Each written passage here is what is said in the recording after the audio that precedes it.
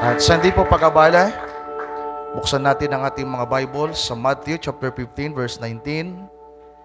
Ito yung verse na mula pa sa part 1 natin, ay ito na yung ating binabasa. Yung pinaka-main text natin, Matthew chapter 15 verse 19. So sariwain natin yung verse na to. Sabi diyan, "For out of the heart proceed evil thoughts, murders, adulteries and fornication, thefts, false witness, and blasphemies." So, doon na lang muna. Ibalik mo. So, natalakay natin yung murders, yung evil thoughts, mga kapatid, part yan ng pride. Natalakay natin yung adulteries and fornications, at ang tatalakayin natin ngayong gabi ay ang tips. So, malaya na po kayong makakaupo. So, sino sa atin dito ang handang matuto sa gabing ito, mga kapatid? Lahat ba ay bukas ang puso? Handang tumanggap ng mga salita ng Panginoon? Handang tumanggap ng makalangit na karunungan?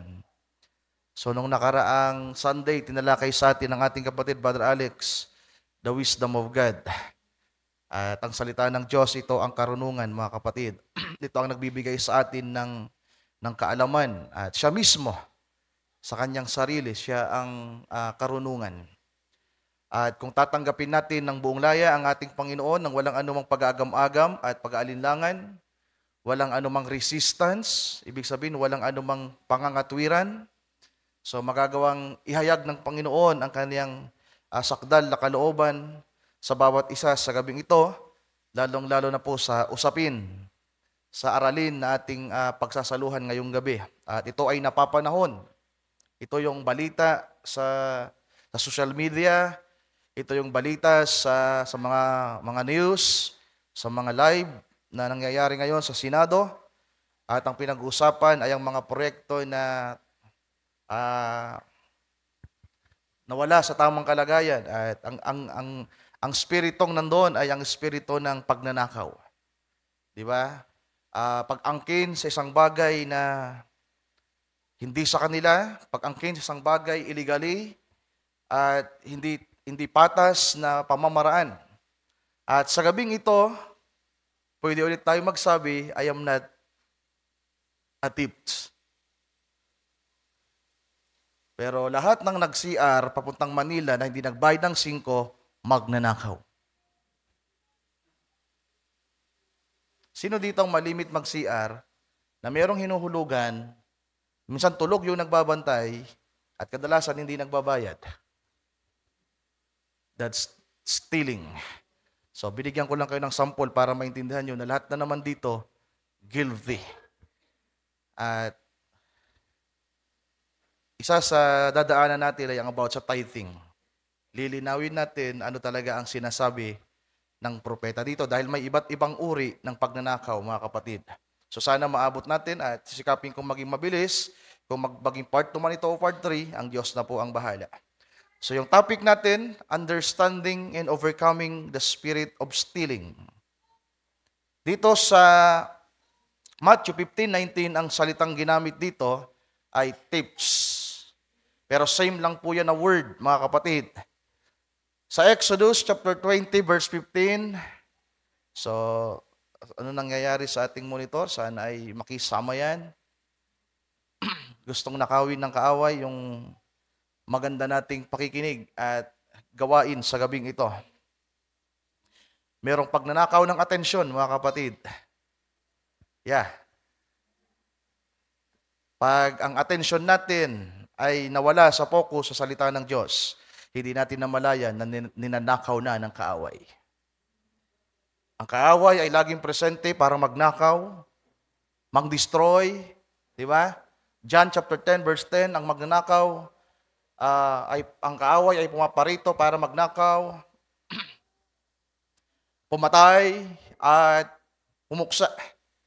Kaya mamaya madadaanan din natin yung tinatawag na pagnanakaw ng atensyon. Kaya kapag ang focus natin ay nawala sa salita ng Diyos, nawala sa focus ng gawain, hindi natin namamalayan na yung spirito mismo, si Satanas mismo, ang mga demonyo, na mga magnanakaw nung una pa ay ninanakaw na ang ating atensyon. Inaagaw na yung kagalakan sa puso natin. Inaagaw na ang salita ng Panginoon na para sana sa inyo. Kaya dapat bantayan natin ang spirito ng pagnanakaw, na huwag tayong nakawan at huwag din tayong maimpluwensyahan ng spiritong ito na magnakaw. Sapagkat ang ibaling natin ang ating atensyon sa iba, ninanakaw natin ang nais ng Diyos na para sa atin. Malinaw ba, mga mahal kong kapatid? So sana ay makasunod kayo. Sa Exodus chapter 20 verse 15, ikawalong utos, thou shall not steal. Huwag kang magnanakaw. So ang salitang stealing, steal at thieves, ang thieves kasi pag nanakaw na yan, magnanakaw. So yan ay isa lamang ang kahulugan, mga mahal kong kapatid. Sa John chapter 10 verse 10, binasa natin kanina, the thieves cometh not but for to steal. So ang magnanakaw, ang kanyang gawain ay magnakaw. Di ba? So same lang ang root word niyan, ang kahulugan niyan, mga kapatid. So ano ba ang stealing? Bagamat familiar na to sa atin, pero palawakin lang natin ng konti. According to dictionary, stealing, the action or offense of taking another person's property without permission or legal right and without intending to return. So ang pagnanakaw daw, ang stealing daw ay isang gawa, isang opensa, isang kaso ito ng pagkuha ng isang bagay na pag-aari ng iba na walang paalam, na hindi dumaan sa tamang paraan, hindi dumaan sa legal na pamamaraan, at walang kaisipan na ibalik sa kung saan niya ito nakuha o hiniram. So mamaya yung salitang borrow, begging, madadaanan natin yan sa mensahe ng prophet. Sapagkat ang isang tao, magkakasama yan yung begging, borrowing, stealing, yan espiritu na palakas lang ng palakas, mga kapatid. Pero may kapatawaran yan kung tayo ay hingi ng tawad. At ang isa pang paraan yan ay ibalik natin.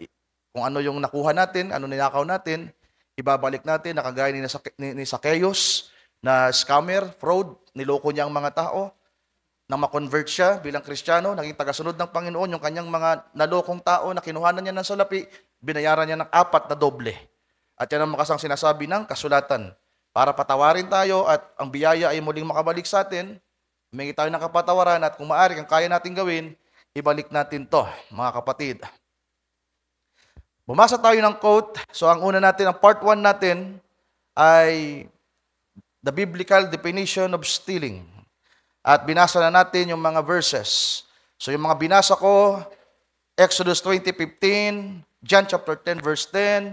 So yan ang pagpapakahulugan at pagpapahayag ng kasulatan, ano ang meron sa pagnanakaw. At magbabasa tayo ng quote. Sabi diyan, and sin is unbelief in the word of God. You steal because you don't believe. So related ito sa paksa ko noong nakaraang Sunday about the genuine believers. Kaya kapag ang isang tao gumawa ng bagay na mali, hindi ginawa ang kalooban ng Panginoon, ang dahilan talaga niyan, hindi siya naniniwala. At ang 99.9% na mananampalataya, hindi pa rin yan totoong mananampalataya. Sapagkat ang totoong mananampalataya ay 100% believer. Without spot, wrinkles. Diba? Walang kapintasan, walang kulubot, walang mantsa. Yan ang totoong mananampalataya na kumakatawan sa nobya ni Kristo. Kaya daw ang isang tao nagnanakaw sapagkat hindi siya sumasampalataya. Andiyan pa, binanggit niya yung about sa pagsisinungaling na dinaanan na natin. Dinaanan na rin natin yung adultery. So ang dahilan pala niyan ay dahil ang mga tao ay hindi talaga naniniwala sa Diyos. Bagkus pa, naniniwala sila sa espiritong umi-impluwensya sa kanila, at ito ay ang espiritu ng kaaway. Sabi niyan, if you was a believer, you would not do such. There's only two robes. That's either faith or unbelief. You are controlled by one or the other. So kapag tayo ay hindi gumagawa ng mabuti, kung tayo ay nagnanakaw, mga mahal kong kapatid, we are controlled by the spirit of unbelief. At siyempre, sino nga ba yan? Sino ba ang nag-iimpluwensya na tayo ay mag-alinlangan? Si Satanas, sa halamanan ng Eden, in-expose ng Panginoon na ito ang nagbibigay sa tao ng doubt para magtiwala at patuloy na magtiwala sa salita ng Diyos. Another quote, we cannot do that. Hindi dapat natin yang gawin. We've got to follow every day, every hour of the day, every step of the way. We've got to be led by the Lord Jesus Christ. If we don't, we take an organizational life. And the life that doesn't follow Christ daily is not worthy. A man that's a Christian on Sunday and goes to church, sits back there and thinks he owns the church because he does this, that, or the other. And on Monday will steal and lie, and women that will go out on the public beaches and out upon the streets with immoral clothes on. So hindi dapat ganyan daw ang buhay ng Kristiyano, mga kapatid. Dapat sumusunod daw tayo sa Panginoon, oras-oras, araw-araw. Amen.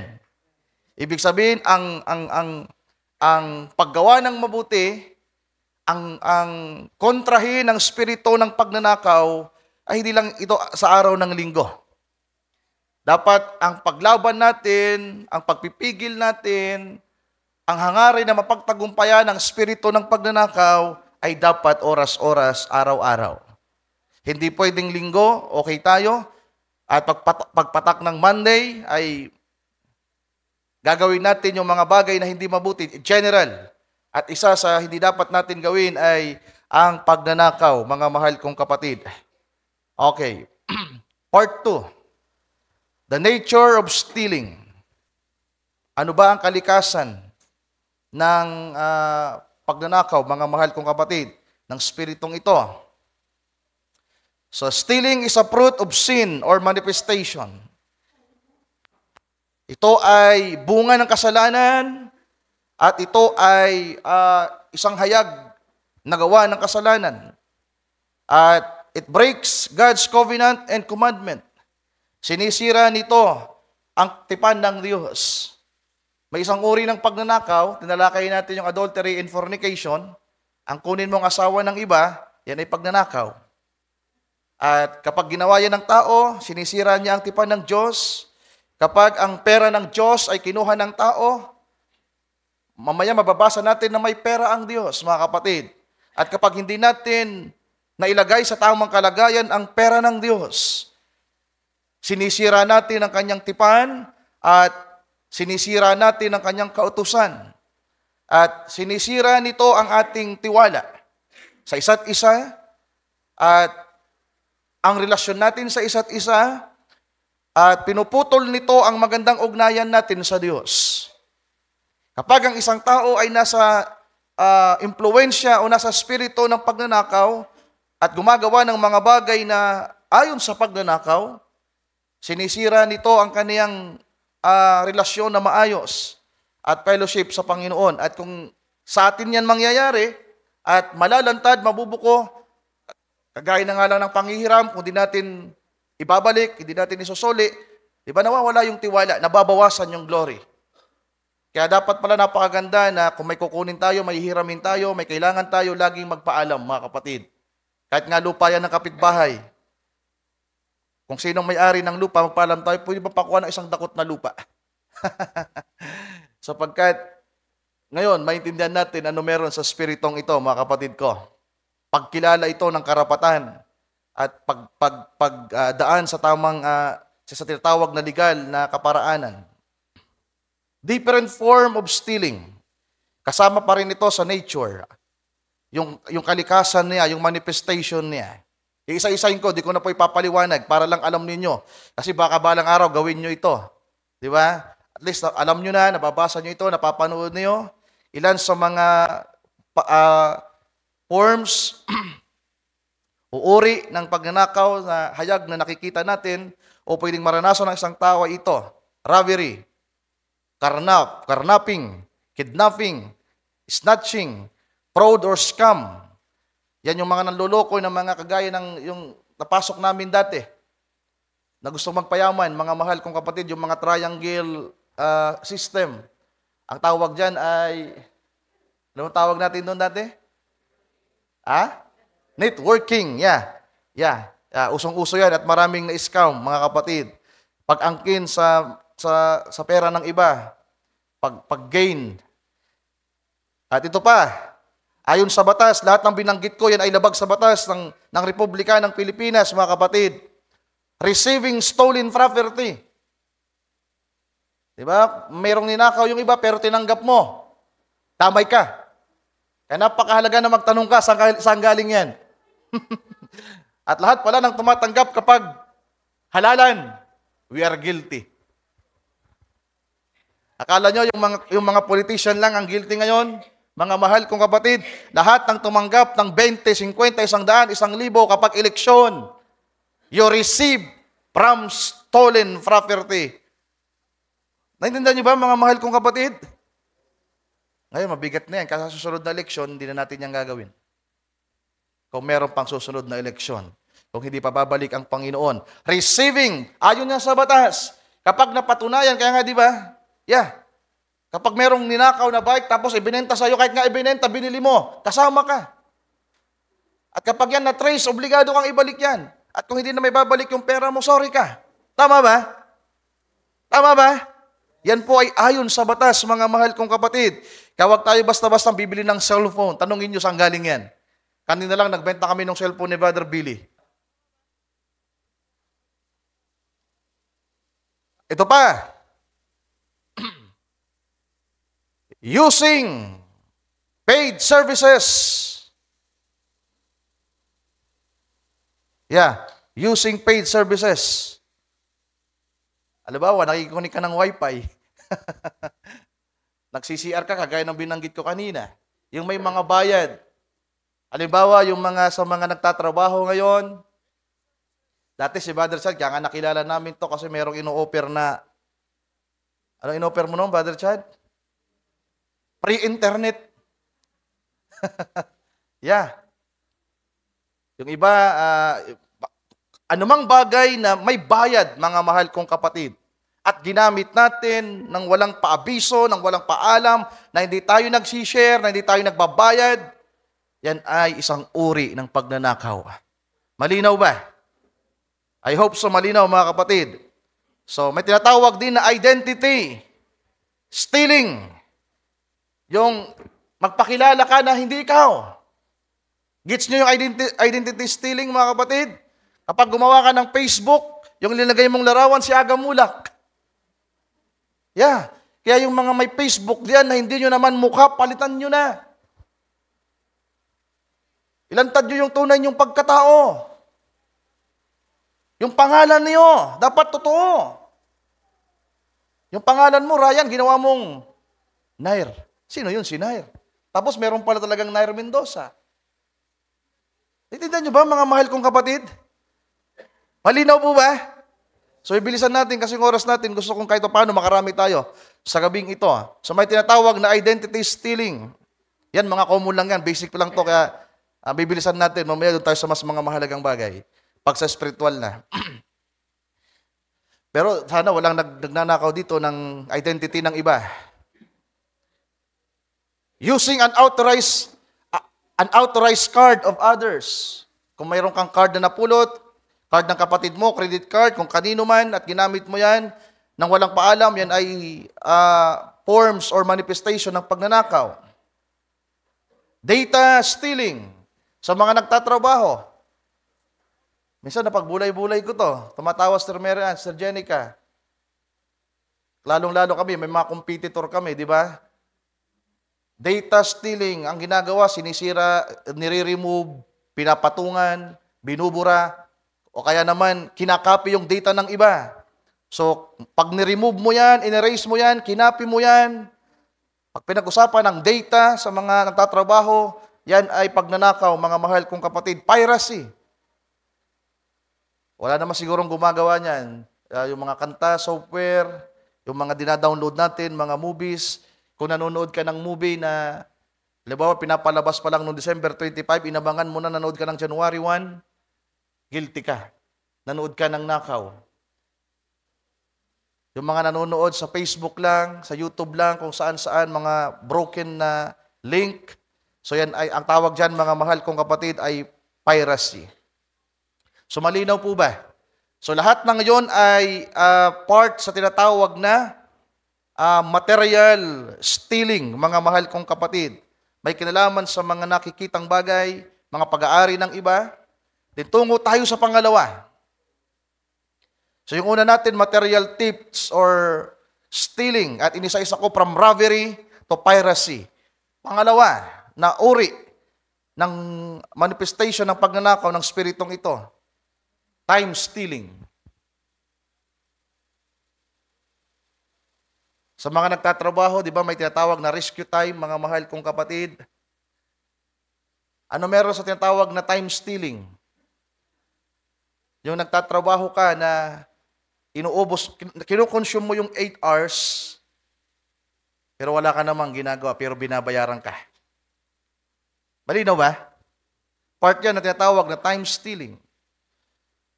Yung trabaho mo 8 hours, pero yung 7 hours, paytex.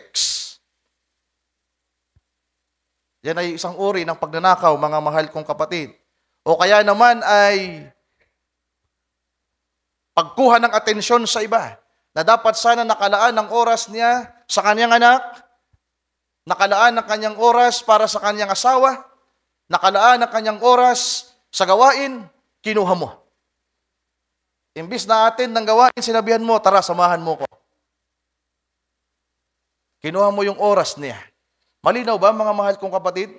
Na dapat sana nailaan niya yung kanyang oras sa tamang bagay. Pero dahil inimpluwensyahan mo siya, na-impluwensyahan ka, o kahit ikaw wag nang impluwensya. For example, sa mga mag-aaral natin, na dapat sana linggo attend. Sasabihin ng teacher, o wag na muna kayong umattend. Ninanakaw yung mahalagang oras nyo na para sa gawain. Nananakawan kayo. At kung hindi rin tayo magiging aware, mga mahal kong kapatid, pwedeng tayo mismo ang nagnanakaw ng oras. Na dapat sana yung oras na ibinigay ng Diyos sa atin, magamit natin sa tama. At maraming guilty marahil dito. Saan natin ginagamit yung oras natin, mga mahal kong kapatid?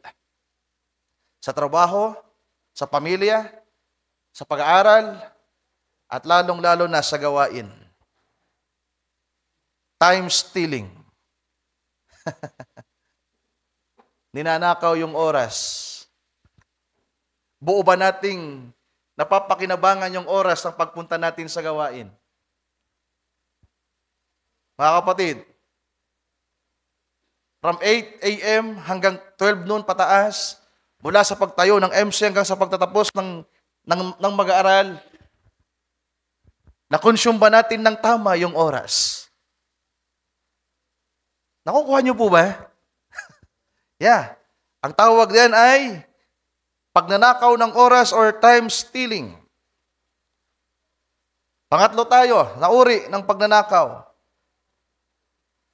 Honor stealing. Pag sinabing honor, yung dapat na kapurihan, karangalan ng isang tao ay kinukuha mo. May mga tawag diyan. Una, tinatawag na plagiarism. Anong ibig sabihin ng plagiarism sa mga estudyante? Delikado kayo dito. At kahit nga sa mga nagtatrabaho, yung gumagawa ng mga article. Diba? Pag sinabing plagiarism, sino nakakalaw ng plagiarism? Taas ang kamay. 50-50. Pag sinabing plagiarism, mga kapatid, kinukuha mo yung salita ng iba. Kaya nga delikado pala yung mangaral na hindi ka nagko-quote. Kaya naintindihan ko ngayon, kaya pala napakahalaga na sasabihin natin, sinabi ni Pablo, sinabi ni Brother Branham, sapagkat napakahalaga na maibigay yung tamang honor. Tama ba? Sabi natin, ito ang sabi ng Panginoong Yesus. Ito ang sabi ng Apostol Pedro, dapat tiyak din tayo na si Pedro talaga ang nagsabi. Baka manakawan natin ng honor si Pedro, Tapos sinabi ni Santiago, kaya kinakailangan, lalong-lalo yung mga mangaral, biyasa tayo sa salita ng Diyos. Binabanggit natin si Pablo ng si Pablo, yung pala si Pedro. Ninanakawan natin ng honor si Pedro. At sa mga natural na kalagay, sa mga nag-aaral, kapag gumawa kayo ng assignment, usong-uso na ngayon yung ano na lang, copy-paste. Sila Chichi, pag nag-review ngayon, kapag gumawa ng assignment, naka-laptop, naka-tablet, naka-cellphone, copy-paste na lang, edit-edit na lang. Pagkuha ng salita ng iba, ng ideya ng iba, at sasabihin, ipapalagay mo at ipinapalagay ng iba, ayos sa kanilang pakikinig, ayos sa kanilang pagkaalam, galing sa iyo yung salita. Galing sa iyo yung ideya. At kapag ang mga tao na paniwala at naniwala na yung sinasabi mo ay, ang galing naman ni Brother Ryan. First time ko narinig yun ah. Pero yung pala galing kay Brother Branham. Ako yung naitataas, pero yung tamang tao na dapat mabigyan ng honor, lalong-lalo ang Panginoon, hindi na ibibigay. Kaya merong tinatawag na pagnanakaw ng kapurihan ng iba. Mga kapatid. At ayaw na ayaw ng Diyos ng ganong uri ng spirito. At isa sa espiritong nandiyan ay yung paghahangad na makuha yung kapurihan na hindi nararapat para sa kanya.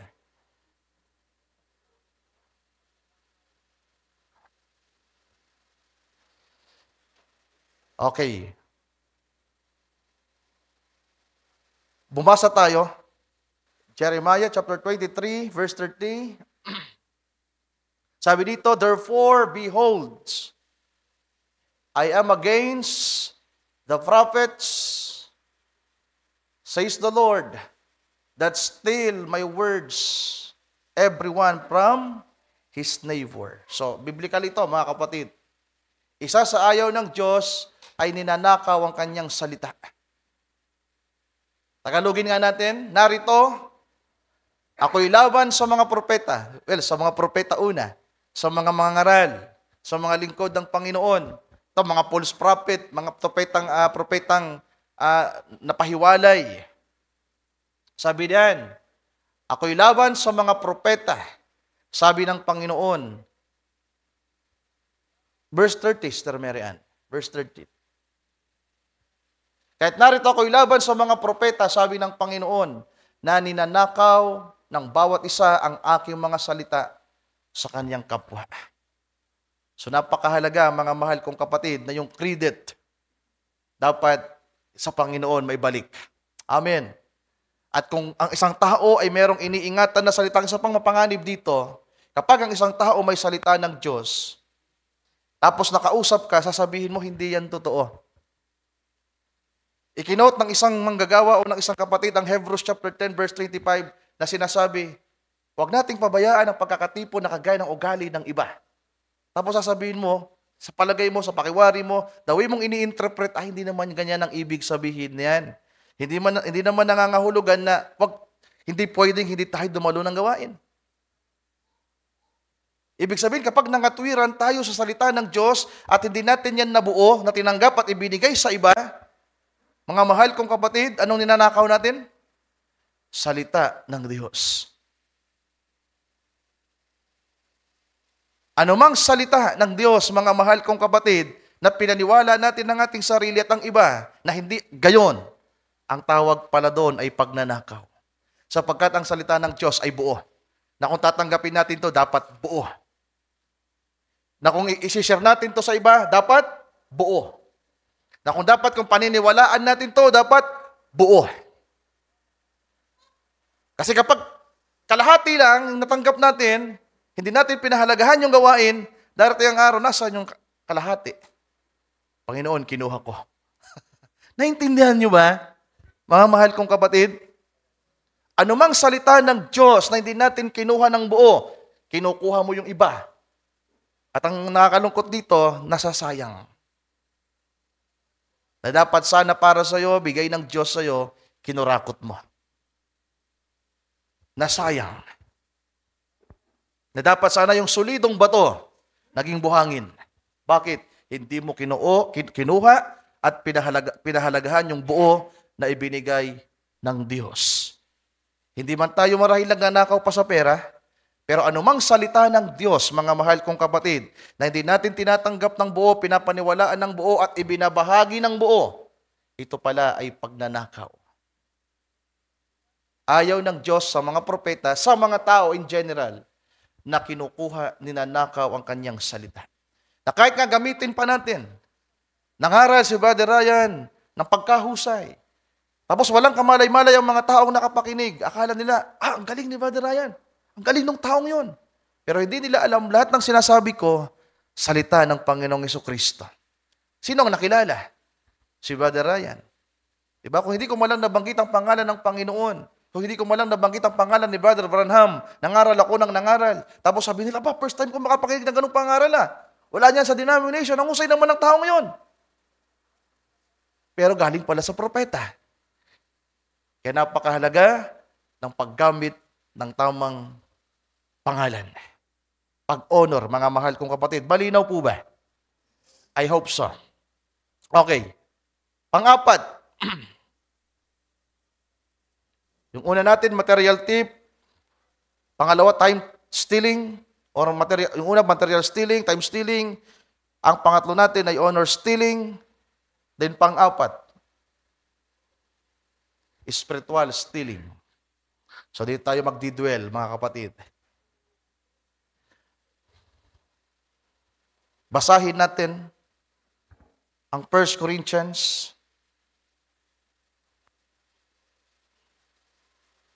binasa natin ito nung nakaraan sa chapter 6, verse 9. Magkadugsong ang dalawang salita dito, mga mahal kong kapatid.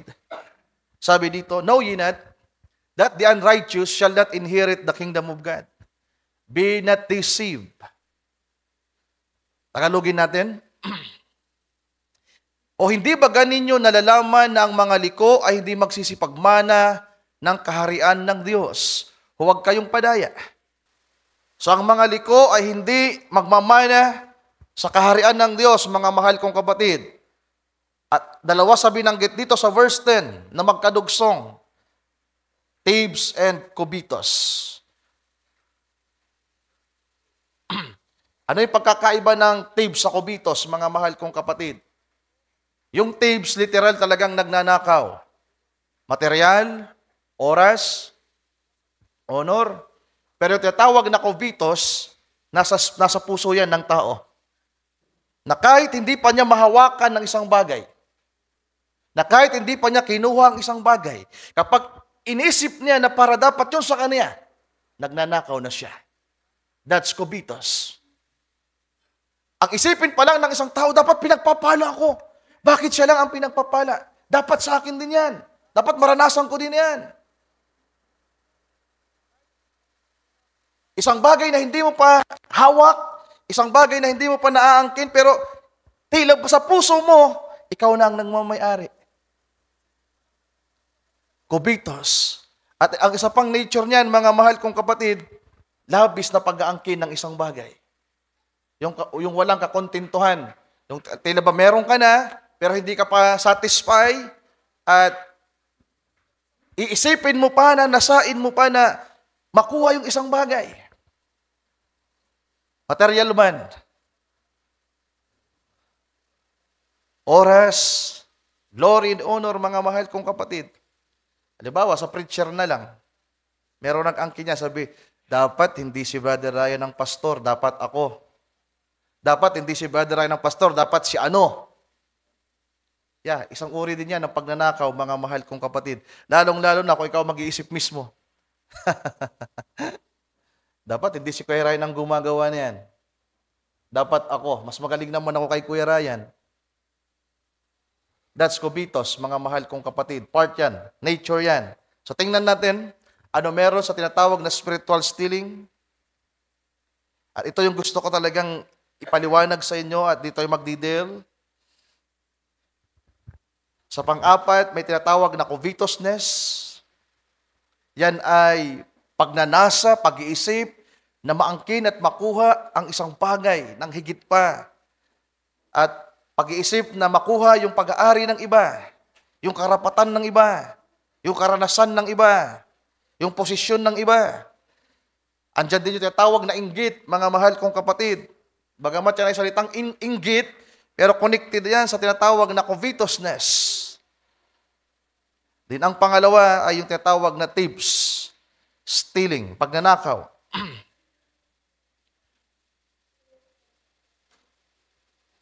Maraming paraan ng pagnanakaw sa spiritual, mga kapatid.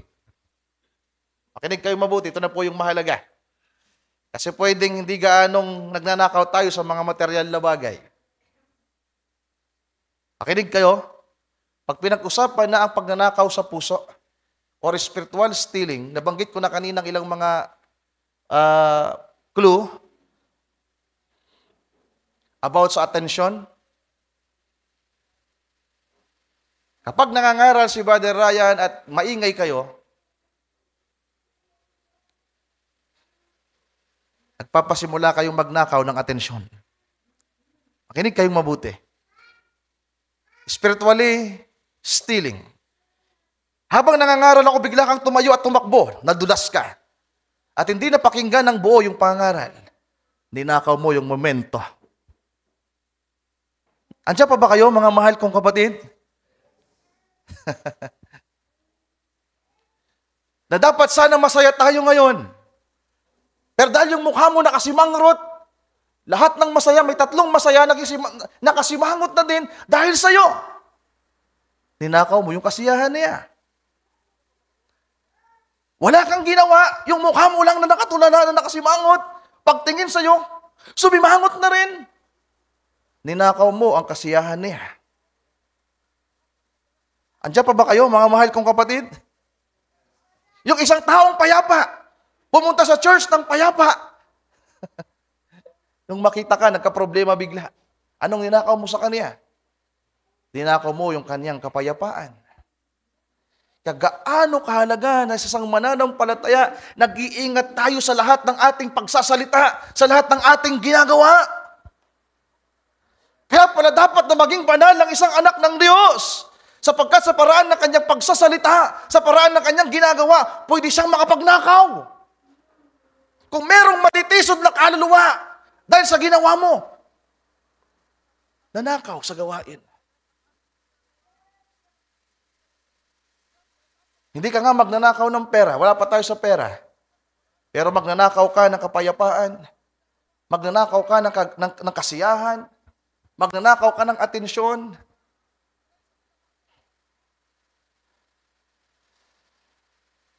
Kaya minsan, pag tinanong mo yung isang kapatid, Brad, nakuha mo ba yung mensahe?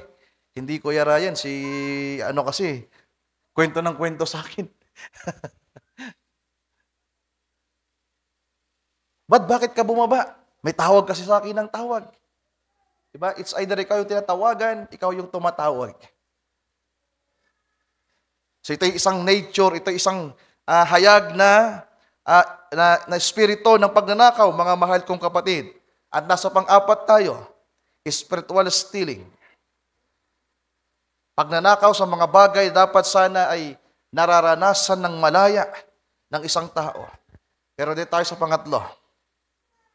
Stealing God's money, mga kapatid. Malakay chapter 3, verse 6. Handa na ba kayo? Malakay chapter 3, verse 6. Punta tayo sa e-sword natin, Sir Mary Ann. So, basang-basa. Yan, gusto ko mabasa natin yan. Basang-basa. Sabay-sabay nga nating basa yung naka-bold na salitang dalawa. 1, 2, 3. Robbing God. Ninanakawan ang Diyos. Malakay chapter 3, verse 6. For I am the Lord, I change not. Nananampalataya ba tayo sa ating Diyos na hindi nagbabago noon, ngayon at magpakailanman? Ang Diyos ni Adan, ang Diyos ni Abraham, Ang Diyos ni Isaac, ang Diyos ng Israel. For I am the Lord, I change not. Kaya nga may kinalaman ang pananampalataya.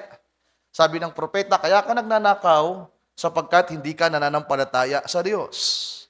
Pero ngayon, nagpapakilala ang Diyos sa atin. Muli, sa gabing ito, ipinapaalala sa atin na ang ating Diyos ay hindi nagbabagong Diyos.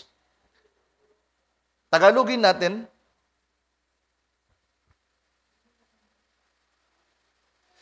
sapagkat ako ang Panginoon ay hindi nagbabago, kaya't kayo o mga anak na lalaki ni Jacob ay hindi nangauubos. Mula ng mga kaarawan ng inyong mga magulang, kayo'y nangagpakaligaw sa aking mga tuntunin at hindi ninyo tinalima. Manumbalik kayo sa akin at ako'y manunumbalik sa inyo, sabi ng Panginoon ng mga hukbo. Ngunit inyong sinasabi, sa ano kami manunumbalik? Nananakawan baga ng tao ang Diyos? O ninanakawan ba ng tao ang Diyos? Gayunmay, ninanakaw ninyo ako, ninanakawan ninyo ako. Ngunit inyong sinasabi, sa ano ka namin ninakawan? Sa mga ikasampung bahagi at sa mga handog. Sabi dito, ye are cursed with a curse, for ye have robbed me, even this whole nation.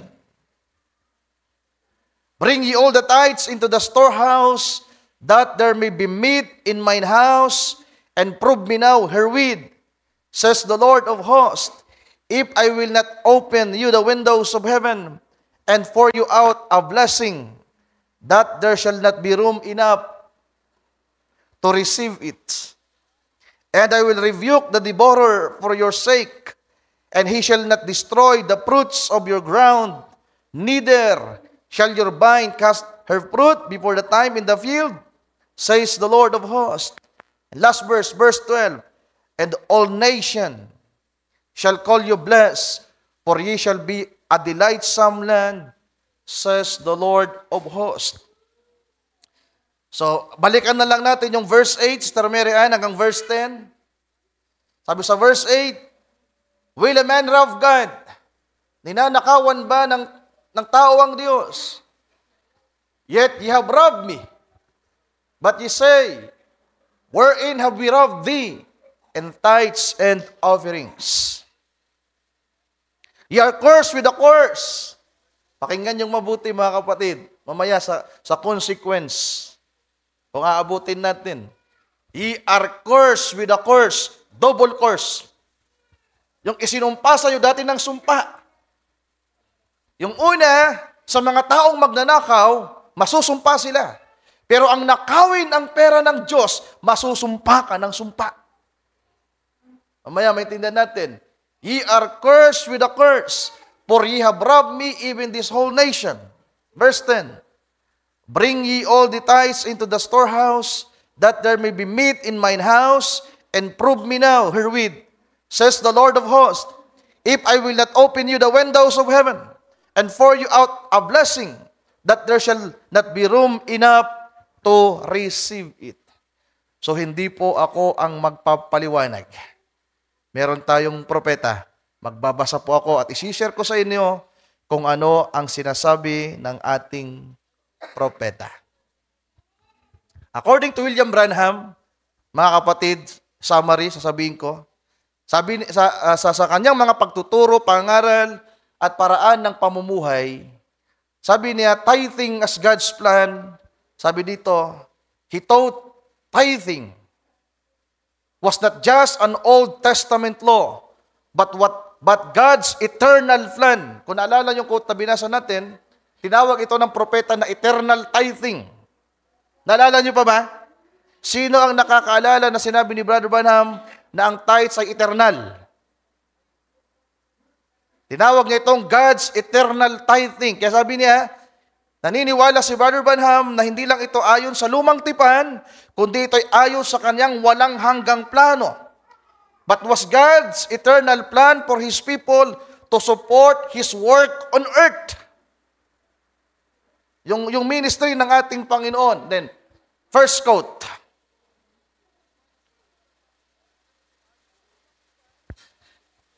May nagtanong sa kanyang paksa na God being misunderstood.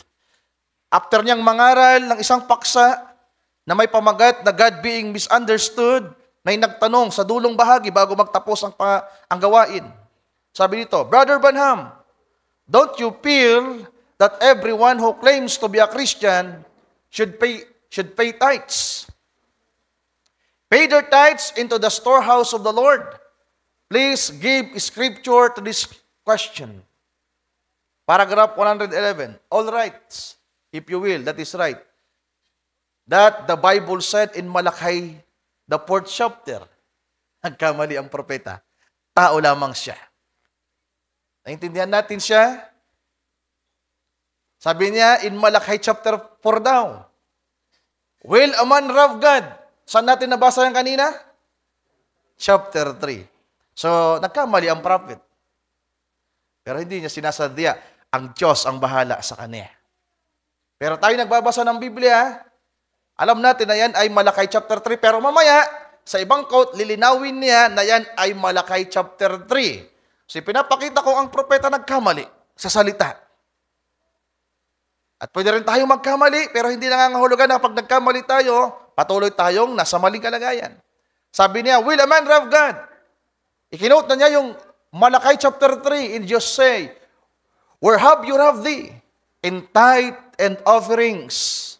Bring all of your tithe and offerings into my storehouse, and prove me, says the Lord, if I will not open up the windows of heaven and pour out a blessing that there will not be room enough to receive. That's a challenge to any individual. And if I only had the time and would not get to this little scripture that I wish to get to in about the next 10 minutes, I would like to give you a personal testimony of how that I was even hungry, and my mother and them hungry, and my daddy sick, but I took my tithes out first and give it to God. And you ought to see what happened. I have never seen in my life that any man or a woman that if you only make $1 a week will bring the 10 cents of that money and put it into your storehouse or a church where you come. If God don't bless that, if God don't bless that, call me a hypocrite. Yes, sir. That's a challenge to anybody and every Christian that goes to this other question. Every Christian should pay tithes. That's right. It should be done. Next quote.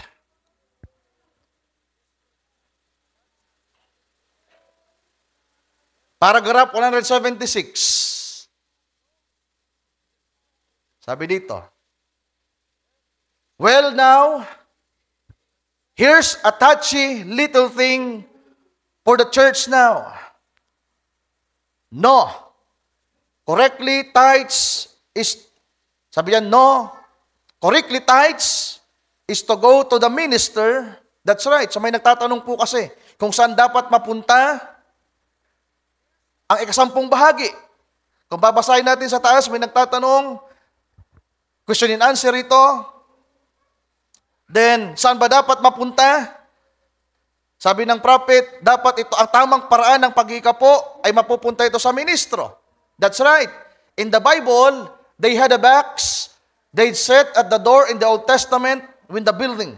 This box was a pond where the people put in there for the repairing. You've read it many times in the Old Testament. They keep up the buildings and things like that. All the repairs on the building was taken care out of that pen.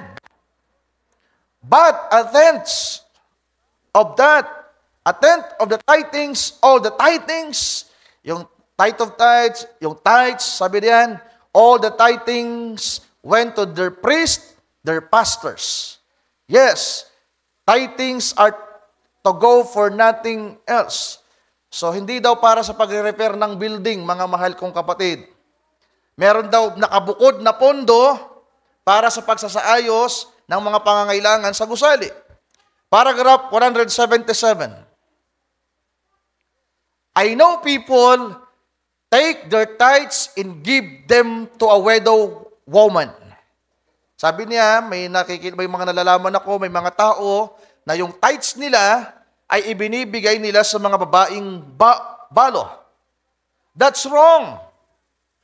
If you get anything to give the widow woman, give here. But don't give here God's money. That's not yours in the first place. That's God's. Ano bang meron sa pagbibigay sa babaeng balo, mga mahal kong kapatid? Kabutihan, kawang gawa, pagiging mabuti. Hindi lamang babaeng bawang pwede mong bigyan, pwede mong sabihin, kagaya ko dati, Pastor, pwede ko po bang ibigay yung tithes ko sa papa ko na lang? Pwede ba yon? Pwede ko ba, sabihin ko ang tithes ko sa pulubi na lang, sa mga kapatid na lang nangangailangan? That's wrong. Malinaw ba, mga mahal kong kapatid? That's wrong. Paragraph 178, if you sent me downtown to get a loaf of bread and you give me 25 cents to get the loaf of bread, and I meet somebody on the street wanted eat something else, and I give him 25 cents, see, I give them your money. Sabi ng propeta, kung binigyan niyo ako ng 25 cents at inutusan niyo ako bumili ng tinapay at meron akong nakasalubong na nangangailangan at ibinigay ko yung 25 cents sa pambili ng tinapay, ibinigay ko yung pera niyo. Tumulong siya na ibinigay niya yung pera na pambili ng tinapay. Sabi dito, if they ask me for something, let them get over here in this pocket and give them my money. But this is your money, and the tenth of it is the Lord's. And Levi, the priesthood, live by the tenths. The tenth is to be a tithing. That's to be brought into the storehouse with the promise of God to bless it. So may pangako daw ito ng pagpapala. And the proof, he said, if you don't believe it, come improve me and see if I won't do it. See? That's right. The tithings goes into the church for the pastor and so forth like that to live on. And then the building funds and things like that is a separate fund altogether. Now, that is scriptural. Next quote. Ayoko magpakabala. Back in the Old Testament, we find out that God veiled Himself from unbelievers. Sa lumang tipan daw, itinago ng Diyos ang kanyang sarili sa mga hindi mananampalataya. Hindi nagpakilala ang Panginoon sa mga hindi mananampalataya. Kaya nga ang ibang bansa, mga kapatid, dati yung mga hintil, hindi yan nag-iikapo. Di ba? Wala silang templo. Hindi ipinakilala ng Diyos ang kanyang sarili. Sabi diyan, God has a very odd way of dealing with people. He hides Himself from the unbeliever and reveals Himself to the believer. Amen. Three kinds of believers. Hindi nagpapakilala ang Diyos sa mga hindi mananampalataya. Kaya yung hindi mag-iikapo, hindi pa nagre-reveal ang Diyos. Hindi nagpapakilala ang Diyos pa sa iyo ng lubusan. Hindi ka lubos na nananampalataya pa sa Kanya sapagkat hindi mo pa siya lubusang nakikilala. Sabi diyan, He hides Himself from the unbeliever and reveals Himself to the believer. God does that. Jesus thanked the Father that He had hid these things from the wise and prudent and would reveal it to the babes, such as would learn. So we find that God never changes. Yan na. Kinote na yung Malachi chapter 3 verse 6. We find that God never changes in His nature and He's always doing His work the same. Kaya pa ba nating sampalatayanan na yan? Mga kapatid, siya ang Diyos na hindi nagbabago sa Kanyang katangian, sa Kanyang kalikasan, at sa Kanyang ginagawa. We find out in Malachi chapter 3 that He said, so kailan to mga kapatid? 1964. The mighty God unveiled before us, yung kanyang topic. June 29, 1964. Ang Diyos na makapangyarihan ay inihahayag ang kanyang sarili. Siya ang Diyos na hindi nagbabago ng kanyang katangian at ng kanyang pamamaraan. We find out in Malachi 3 that He said, I am God and I change not. So He works in the same principle all the time. Next quote. Now He's doing the same thing. July 5, 1964, sa kanyang paksang The Masterpiece. Now He's doing the same thing in His never-changing method. We find out in Malachi chapter 3, He said, I am God and I change not. He cannot change His method.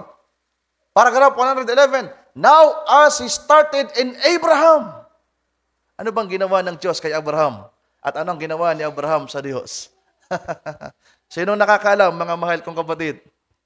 Ano ang ginawa ni Abraham sa Diyos at ginawa ng Diyos kay Abraham? Pinagpala ng Diyos si Abraham sapagkat si Abraham ay naging matapat sa Diyos. In God, sabi din, hindi daw nagbabago ang Diyos ng kanyang pamamaraan. Sa paragraph 110, He cannot change His method. He started it in Abraham.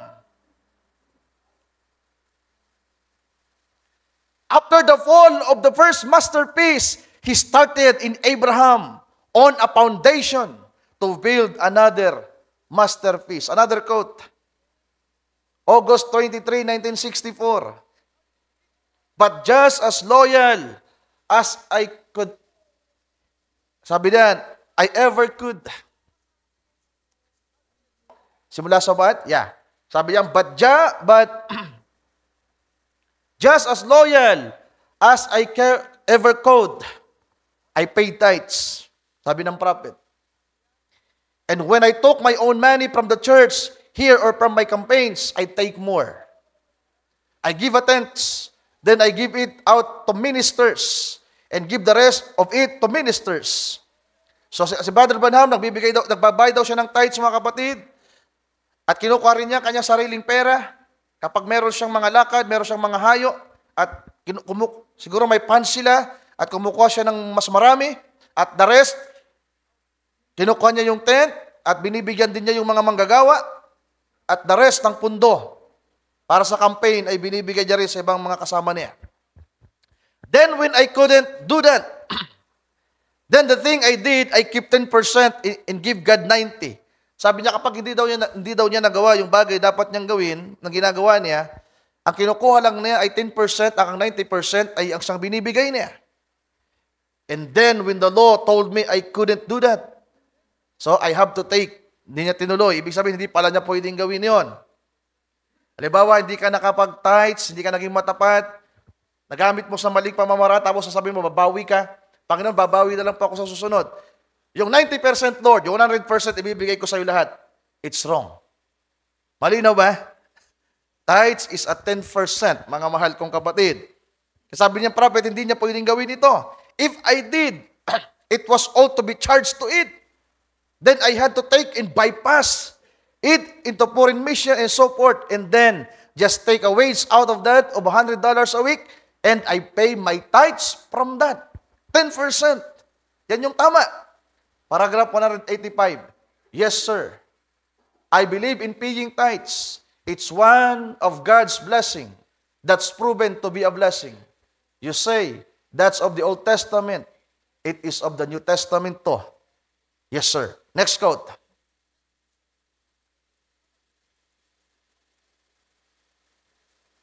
So malinaw ba, mga mahal kong kapatid? So yung mga quote, ibibigay ko na lang sa inyo. Remember, basahin natin ito. Tinuruan tayo ng Panginoon paano gawin ko anong mabuti. Sabi dito, remember, Jesus showed her how it's done. Ang tinutukoy dyan ay ang nobya. Paano ito ipinakita ng Panginoon sa kanyang iglesia? 40 days of temptation. He was tempted above any man that ever could be tempted. And the temptation of Jesus Christ, He showed us how it is done. Now I will close just a few minutes. Look He showed us how it is done. How did He do it? By the Word. That's how He done it. For He was the Word, and Jesus said, if you abide in me and my words in you, you are back to Word again. The word of promise. What is the word of promise to every Christian? Greater is He that is in you than he that is in the world. Then how do I overcome? Paano ba tayo magtatagumpay? Sabi dito, not me, but the word that it is in me. The word is God.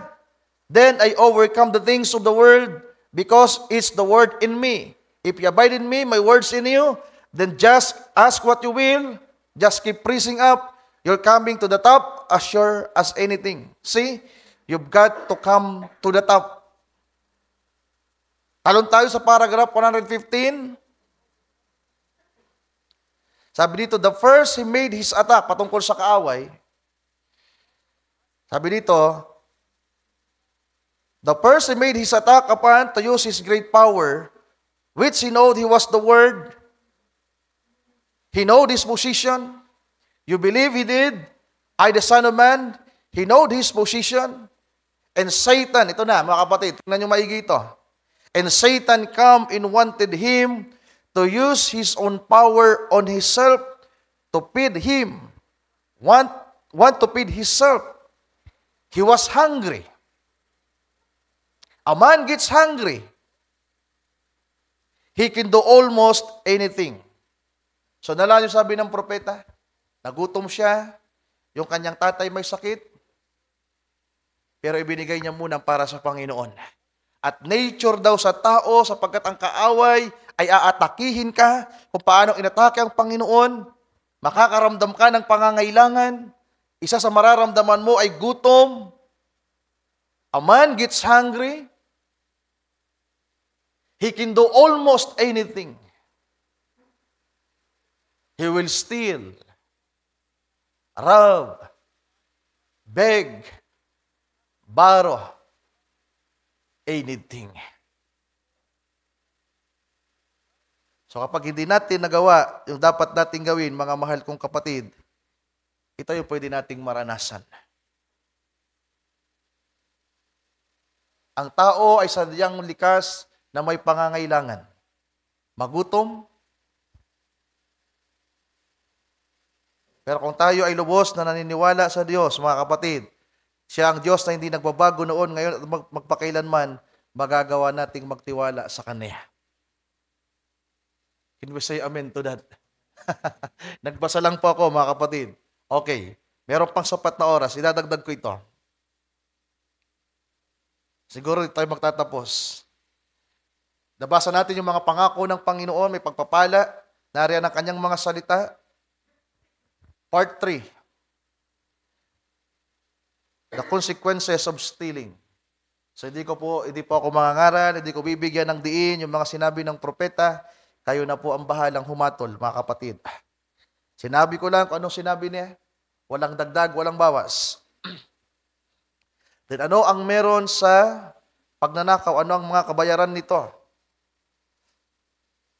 Ano ang pwedeng maranasan ng isang tao na hindi magsisisi at mananatili sa impluwensya ng spiritong ito, ng pagnanakaw? Number 1, curse instead of blessing. Sikaraya chapter 5, basahin natin. Verse 3 to 4.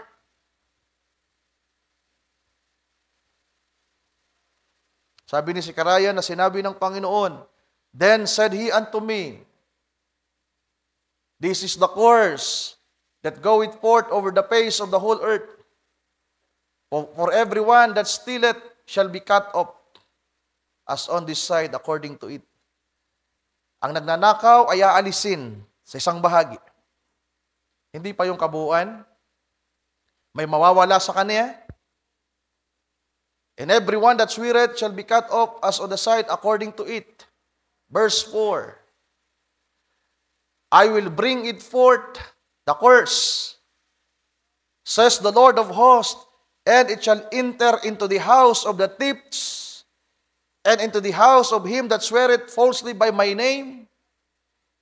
Tagalogin nga natin, Sir Mary Ann, yung verse 4.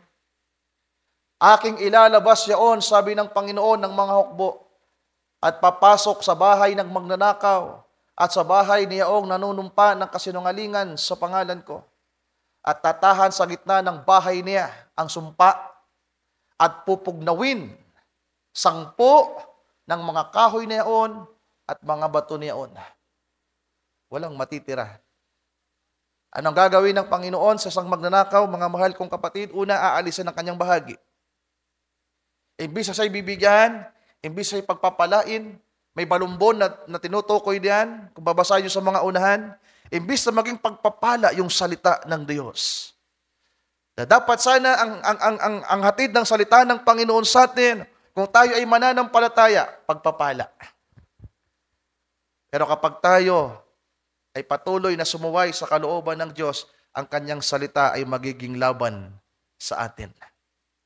Na imbis na pagpapala ang hatid sa atin ng salita ng Diyos, ang makukuha natin ay kahatulan, mga kapatid. Course, at nasabi pa dyan, tatahan sa gitna ng bahay niya at pupugnawin. Ibig sabihin, lahat ng naroon sa loob ng bahay, matutupok. Walang matitira. Yan ang parusa ng Panginoon sa mga magnanakaw, mga mahal kong kapatid. Kaya tingnan natin yung bahay natin, kung meron pa bang natitira. Kung tila ba laging wala, baka merong apoy na nasa loob.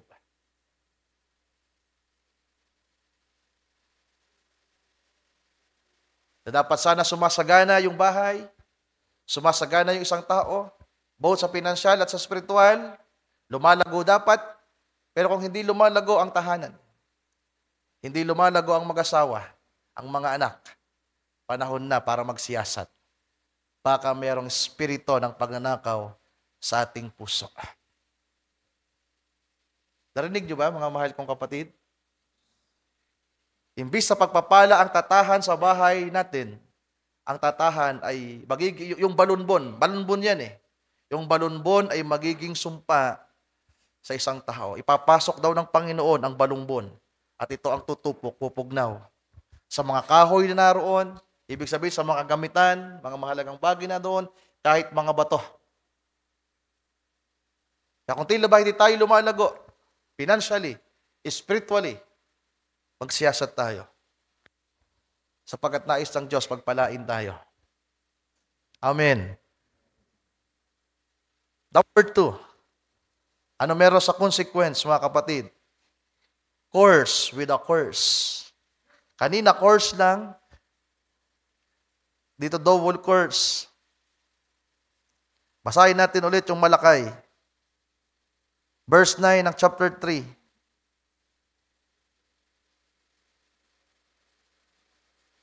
Ye are cursed with a curse. Kayo ay nasumpa. Tagalogin nga natin. Kayo ay nangasumpa ng sumpa. Di ba? Sa Biblia, napakaraming salot, mga mahal kong kapatid. Kumbaga, mas mabigat. Kapag pinag-usapan na ang pera ng Diyos, kanina magnanakaw lang, marahil sa iba't ibang paraan.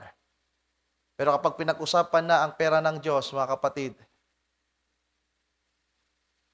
masusumpa tayo ng mga dati ng sumpa. Mga bagay na nasumpa at naisumpa pa.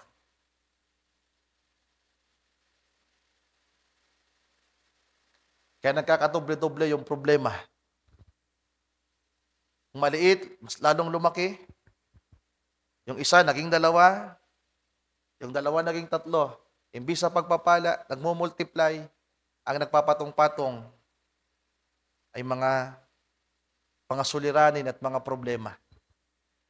Yumayaman tayo at sumasagana hindi sa pagpapala ng Diyos, kundi sa pag-aalinlangan, sa takot, sa kawalan. At ayaw ng Diyos na manatili tayo sa ganyang kalagayan, kaya nais niya na tayo'y pukawin, Kaya nga ang isang nilalaman ng Malakay chapter 3 ay panunumbalik. Manumbalik kayo, sabi ng Panginoon. So, sino sa atin dito ang gustong manatili na tila ba ang bahay natin, mga mahal kong kapatid, ang buhay natin ay tila ba nasa sumpa pa rin na kalagayan? Yeah, given pinagpala na tayo ng Panginoon. Dumating siya sa ibabaw ng lupa para tayo ay pagpalain. Basahin natin yung John chapter 10, Sir Mary Ann. John chapter 10, verse 10. Hindi pumaparito ang magnanakaw, kundi upang magnakaw at pumatay at pumuksa. Yan ang gawain ni Satanas. Patong-patong. Nakawan tayo, patayin tayo. Hindi man niya tayo mapatay ng pisikal, pero patay na yung ating pananampalataya. Malamig na. Patay na yung kagalakan. Patay na yung pag-ibig. Ibig sabihin, walang buhay. Patay yung kasiyahan, patay yung kapayapaan. Ano ba ibig sabihin ng patay? Cut off, putol, separated, mga mahal kong kapatid. At ang gawain ng kaaway, ihiwalay tayo sa mga bagay na nais ng Diyos. At para pumuksa. Pero sabi naman niya, ako'y naparito upang sila'y magkaroon ng buhay at magkaroon ng kasaganaan nito. Ibinigay na po ng Panginoon ang pagpapala, mga kapatid. Do you believe that? Ibinigay na niya. Pero nasa tao kung tatanggapin niya ito. At paano natin tatanggapin ang pagpapala ng Panginoon? Sa paraan ng pananampalataya sa Kanya. Amen. Kahit sabihin natin na tayo'y pinagpala ng Diyos, inalis na sa atin ng sumpa, pero kung hindi natin ito sasampalatayanan, hindi natin ito tatanggapin, hindi magbabago yung ating kaisipan, hindi po yan mangyayari. Kaya kinakailangan ng transformation, renewing of our mind, pagbabago ng ating kaisipan. Kasi kahit sinabi ng pinagpala na tayo ng Diyos, kahit paulit-ulit na sabihin, anak ka ng Diyos, anak ka ng Diyos, pinagpala ka ng Diyos, pwede mong paniwalain ang iyong sarili, pero wala naman talagang nangyayari. Sapagkat ang pagiging anak ng Diyos, ang pagiging pinagpala, hindi lang ito paniniwala, isa itong realidad sa buhay ng isang anak ng Diyos. Amen.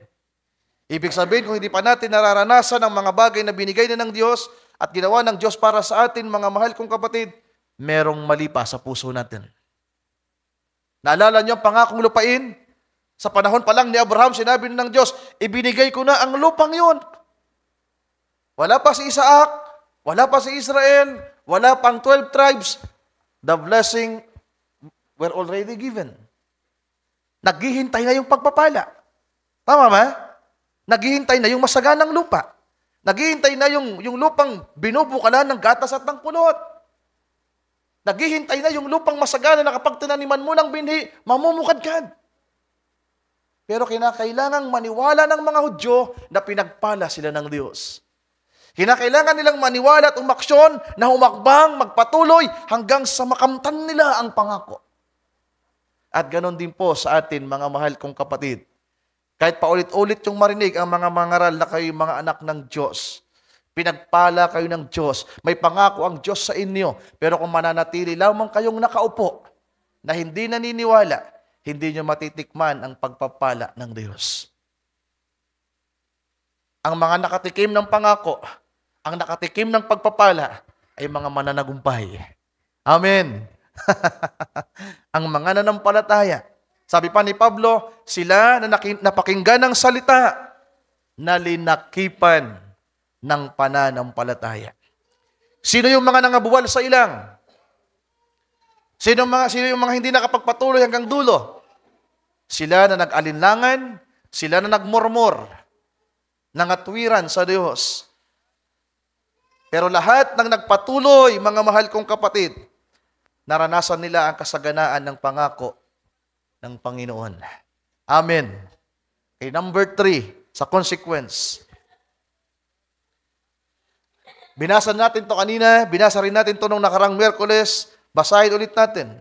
Ang consequence, number 3, judgment.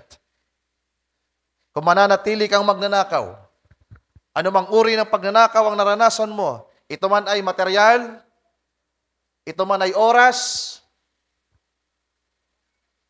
ano yung pangatlo natin? Ito man ay honor,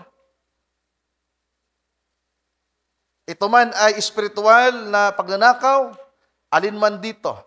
At kapag hindi natin to pinagsisihan, imbis na promised land, yung patutunguhan ng tao, ang pupuntahan niya ay isinumpang dak. At ito ay ang dagat-dagat ng apoy. Binasa natin ito nung nakaraan, mga kapatid. Sa 1 Corinthians chapter 6 verse 9, ulitin lang natin, know ye not that the unrighteous shall not inherit the kingdom of God. Nalalaman nyo ba ng mga Tagalogin natin na ang mga liko ay hindi magsisipagmana ng kaharian ng Diyos. Hindi nila mamanahin ang lupain. Hindi nila mamanahin ang lupain sa millennium, sa 1,000 years sa paghahari. Hindi nila mamanahin ang bagong langit at bagong lupa. Anong nakalaan sa kanila? Ang dagat-dagatang lawa ng apoy. Lawa na agad pa. At ang dalawang binanggit dyan na hindi magmamana ng kaharian ng Diyos, verse 10. Tagalogin natin. Mga magnanakaw at mga masakim. Yung covetousness, yung covetous, mga mahal kong kapatid, yung pagiging masakim, yung pag-aangkin, paghahangad ng labis. At yung pagnakaw ay talagang, nabasa natin yung mga nature nito, mga mahal kong kapatid. So, in general, ang magiging judgment ng spiritong ito at ang mananatili sa kalagayang ito ay kahatulan. Nais nyo ba yan? Nais po ba natin yan, mga kapatid? Siguro naman ayaw natin. So, anong dapat natin gawin? Diba? Kailangan nating pagtagumpayan yan. Isang espiritu na naman na ini-expose ng Panginoon sa puso natin.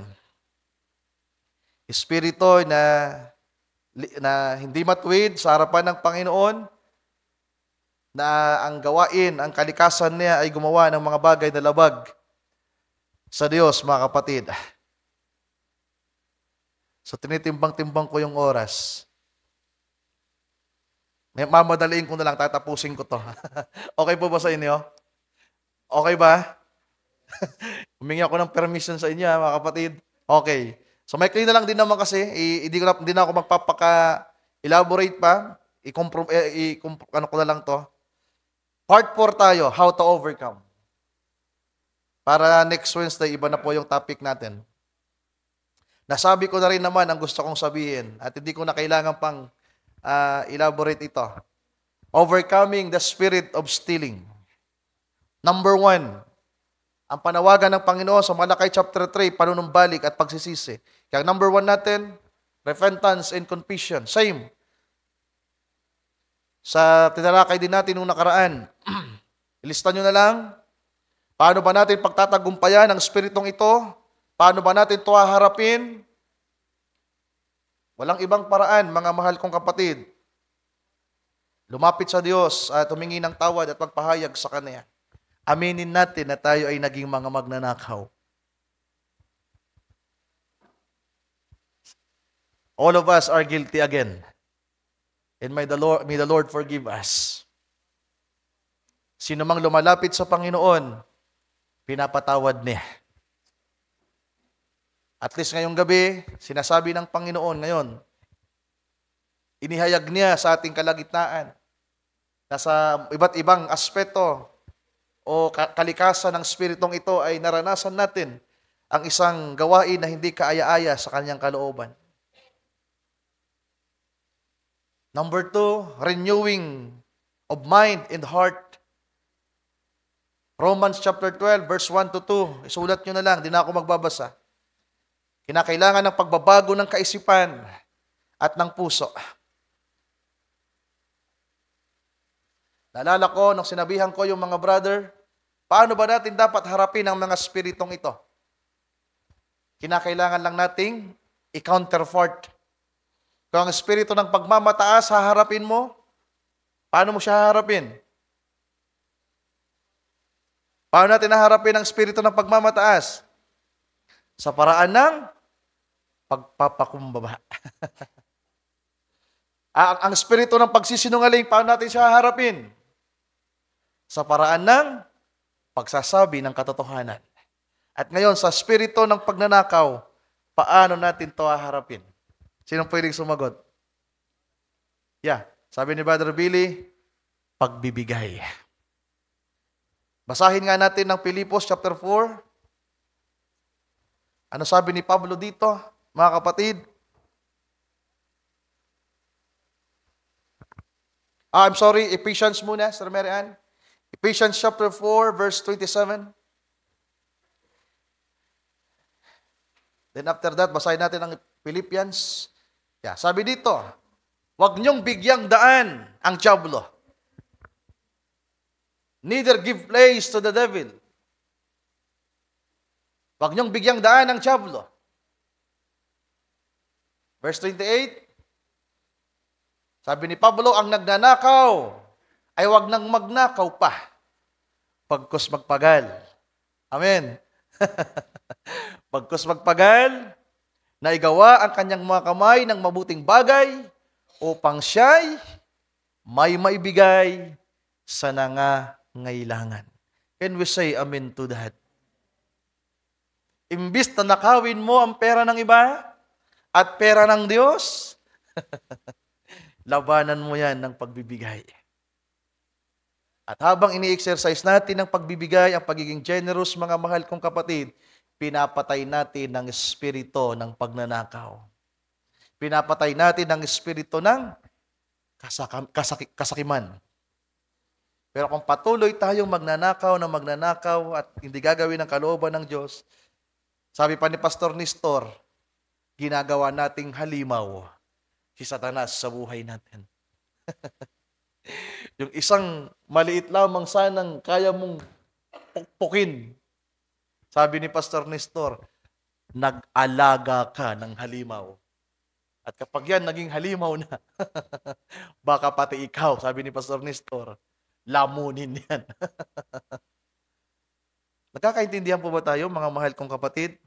Habang maliit pa, ibig sabihin, habang hindi pa malala, at ngayon binibigyan tayo ng Panginoon na puksain ng espiritong ito, imbis na maging maramot tayo at nakawan ang iba, at lalong-lalo na nakawan ng Diyos, bakit hindi tayo magpasimulang maging matapat sa Kanya? Ang nagnanakaw ay huwag nang magnakaw pa. Pagkus magtrabaho, igawa ang kanyang mga kamay ng mabuting bagay. Paano ba yan? Sabi ni Pastor Don, pinangaral nito eh. Pinangaral ito ni Pastor Don doon sa Ligaw. Paano ba natin igagawa ng mabuti ang ating kamay? Di ba? Nagpagal ka, nagtrabaho ka, may makukuha ka. So, paano yung kamay natin gagawa ng mabuti? So, dapat alam ng kamay natin, alam ng puso natin, ng isip natin, kung ano yung mga bagay na mabuti, mga kapatid. At alam natin kung ano yung mga bagay na mabuti. Okay, ano pa yung mga dapat nating gawin para tayo ay magtagumpay, mga kapatid? So, ang number 3 natin, practice giving. And number 4, contentment.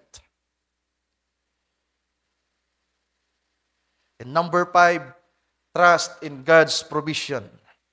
Buong-buong pagtitiwala sa Panginoon. Basahin natin ang Philippians chapter 4, verse 15. So, huling mga talata na lang at tayo magtatapos, mga kapatid. At salamat sa Panginoon, natapos natin, di tayo nagpakaabala. Sabi dito, now ye Philippians, know also that in the beginning of the gospel, when I departed from Macedonia, no church communicated with me as concerning giving and receiving, but ye only. For even in Thessalonica, ye sent once and again unto my necessity, not because I desire a gift, but I desire fruit that may abound to your account. But I have all in abound. I am full, having received of Epaphroditus the things which were sent from you, an odor of sweet smell and sacrifice, acceptable, well-pleasing to God. Ano yung tinutukoy ni Pablo, mga mahal kong kapatid, na mabangong samuyo sa Panginoon? Isang sakripisyo na katanggap-tanggap sa Kanya at nakakalugod sa Kanya. Sa palagay niyo, anong nilalaman diyan? Ano ang ipinapadala ng mga taga-Pilipos kay Pablo habang nasa Macedonia siya? Offering, love gift, tithes. Sa palagay niyo, ang giving ba sacrifice? No. Ang giving dapat galing sa puso yan. Ang tithing, mga mahal kong kapatid, mahirap ba o madali? Kasi pag sinabing sakripisyo at kalugod-lugod sa Panginoon, isang bagay na tila ba mahirap, pero nagagawa mo. Nagpapadala sila, so di natin alam kung ano pinapadala. Pero sa mga pangaral, ito din yung ginamit na scripture ni Pastor doon sa ligaw. Sabi niya, wala namang ibang sakripisyo na pwede nating makita sa panahon natin. Ang ikasampung bahagi. Sang Diyos po ang bahala sa bagay na yan, mga mahal kong kapatid.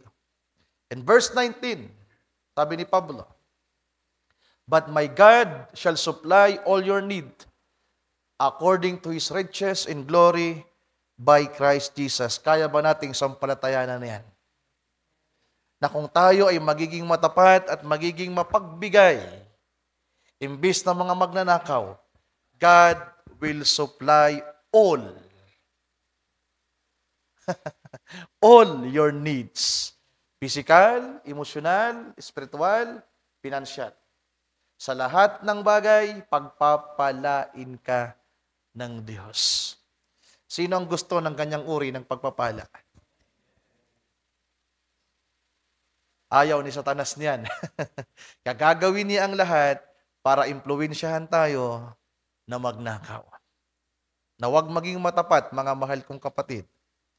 Kaya merong pakikipaglaban. Amen. How to overcome? Patuloy nating ibaba ang ating sarili sa Panginoon, humingi ng tawad sa Kanya, din sa pagbabago ng kaisipan at puso. Paano ba magkakaroon ng pagbabago sa puso at isip natin? Hindi ko na po naisama. Sinabi ko lang ang Roma 12, 1 hanggang 2. Paano ba nababago ang isip natin at puso natin? Sino makakasagot? Ano ang nakakapagpabago ng isip at puso natin? Ang kanyang salita. Diba? We will conquer, we will overcome the Spirit, mga mahal kong kapatid, sa pamamagitan ng salita ng Diyos. Actually, may mga quote pa ako. Tatapusin natin sana yung isang quote na sa pamamagitan ng salita ay napagtagumpayan ng Panginoon ang tukso ng kaaway, ang impluwensya ng kaaway. Pero sa pamamagitan ng salita ng Diyos, mga kapatid, mapagtatagumpayan natin ang espiritong ito. Paano ba natin tatanganan ng salita ng Diyos? Panampalatayanan natin ng buong buo. Amen. Pagpalain kayo ng ating Panginoon, mga kapatid.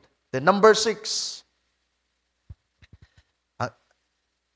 be baptized with the Holy Ghost. Isasama ko lagi yan. Kinakailangan talaga nating mabautismohan ng Espiritu Santo at lumago.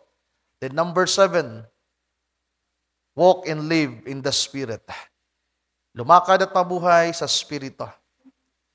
At kapag naranasan natin yan, magagapi natin ang Espiritong ito.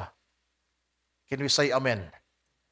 Amen, amen, and amen. 1 minute before 8, palakpakan natin ang Panginoon, mga